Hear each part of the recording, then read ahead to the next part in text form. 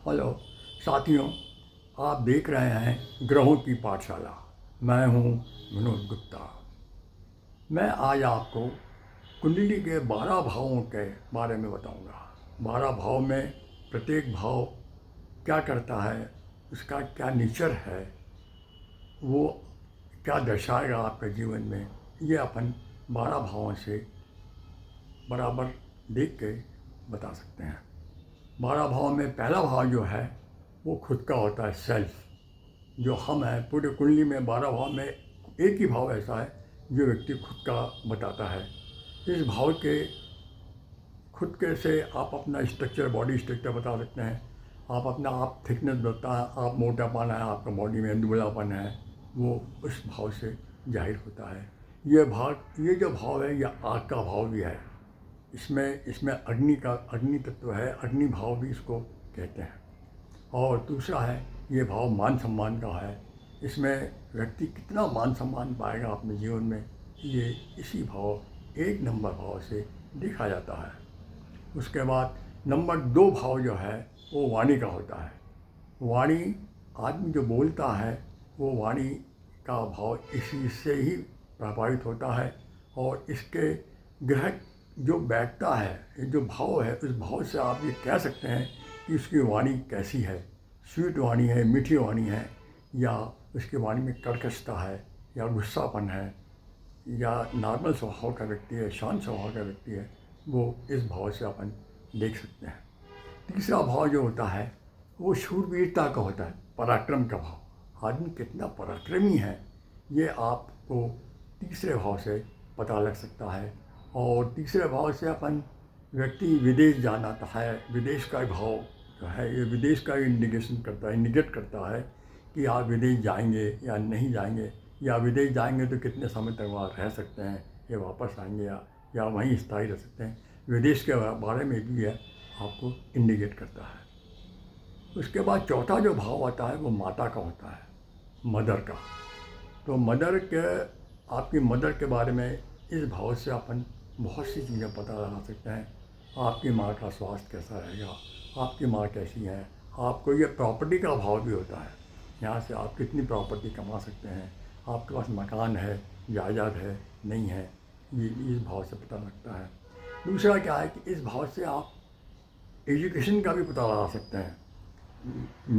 Middle education जो होता है वो भी इस भाव से मैं आपको इंडिकेशन मिल सकता है, बता सकते हैं कि भाई आप ये व्यक्ति इस स्टेज तक जाएगा कि नहीं जाएगा, ये चौथे भाव से पता लगता है। इसके बाद जो नेक्स्ट जो आता है वो आता है 5वां भाव, 5th हाउस। 5th हाउस जो होता है वो पढ़ाई का होता है, आपका एजुकेशन का होता है और हायर एजुकेशन का होता है। व्यक्ति कॉलेज जाएगा और कॉलेज में डॉक्टरेट करेगा, या एमटेक करेगा, या बीई करेगा, या मेडिकल में जाएगा। ये अपन इस भाव से, इस पूरी तरह से इस भाव को अपन देख के पूरा तरह अपने निष्कर्ष मिल सकता है। पढ़ाई के बाद में ये भाव बच्चों का भाव भी होता है। बच्चे आपके कैसे निकलेंगे, कितने बच्चे होंगे, ये सब चीज़ें इस 5वें भाव से दिखता है। तो 5वां भाव क्या होता है, भावनाओं का भी होता है। आदमी कितना भावुक है, ये भी अपन इस भाव से देख के अंदाज़ लगा सकते हैं। उसके बाद 6ठा भाव जो होता है वो बड़ा वैसा भाव है, ये इससे आपको रोग, आप कितने रोगी रहेंगे, या कितने ऋणी रहेंगे आप, या आपको चोट लगेगी लाइफ में। चोट लगेगी तो समय भी निकल सकता है, ऐसा नहीं है कि नहीं निकल सकता, देखने वाला देख के बता सकते हैं आपको। तो ये जो चीज़ है, रोग, ऋण और रिपो, ये 3 या 4 चीज़ें जो होती हैं, ये 6ठे भाव से बताई जा सकती है, देखने के लिए है। उसके बाद 7वां भाव जो होता है वो पत्नी का होता है, अपोजिट का होता है। यदि आप मेल हैं तो आपकी वाइफ का है, यदि आप फीमेल हैं तो आपके हस्बैंड का घर है। 7th हाउस से आप पति पत्नी का घर है, इससे आप पता लगा सकते हैं। आपकी वाइफ के बारे में पूरी जानकारी आपको 7th हाउस से मिलेगी। 8th हाउस जो होता है वो मृत्यु का होता है, डेथ पॉइंट, डेथ का भाव है। और डेथ होती है आयु का, मतलब जिसे कहते हैं अपन आयु, कितनी आयु व्यक्ति लेके आया है, वो अपन इस 8th हाउस से, 8वें भाव से ठीक से पता लगा सकते हैं। इस भाव को मार्किस भी कहते हैं। मार्किस वाला भी भाव है। यदि कुंडली में मार्किस कहाँ होता है, कहाँ बैठता है, तो इस भाव में बैठता है। और इस भाव से अपन पूरा व्यक्ति के लाइफ का एंड तक यदि बता सकते हैं। पर हालांकि लोग बताते नहीं हैं, ना बताना चाहिए किसी को, पर यह भाव उसी का होता है। 9th हाउस जो होता है वो हमारे भाग्य का होता है, किस्मत का। हम कितने भाग्यशाली हैं, क्या हमें लाइफ में जो हम चाहते हैं वो मिलेगा, नहीं मिलेगा, या क्या क्या क्या क्या चीज़ मिलेगी हमें, ये भाग्य स्थान से बहुत कुछ बताया जा सकता है। और भाग्य स्थान जो है वो एक धार्मिक जीवन भी बताता है। आदमी कितना धार्मिक होगा, ये धर्म का भी घर है। और धर्म के बारे में भी व्यक्ति के पूरा आउटलेट जो है अपने को इससे मिल सकता है। इसकी लाइफ में कि वो किस प्रकार का धर्म में जाएगा, एंट्री होगी नहीं होगी, और धर्म के प्रति उसकी कितनी रुचि रहेगी, या नास्तिक होगा, ये सब चीज़ें अपन 9th हाउस से देख के जानकारी मिल सकती है अपने को। 10th हाउस जो है साम्राज्य का होता है। साम्राज्य मतलब कर्म का। कर्म, हम कौन सा कर्म करेंगे और हमें कौन सा कर्म करना चाहिए, हम किस कर्म के लिए आए हैं, वो कर्म इसी भाव से अपन मिल सकता है और देख सकते हैं।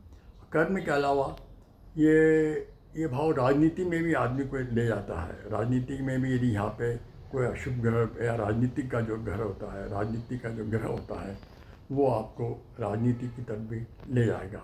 यहाँ से आदमी को मान सम्मान भी मिलता है। ये घर आपको मान सम्मान भी बताएगा कि आपको कितना मान सम्मान जीवन में मिलेगा।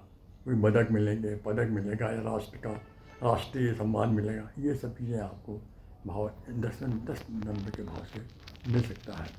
11वें नंबर का जो भाव होता है वो लाभ भाव होता है।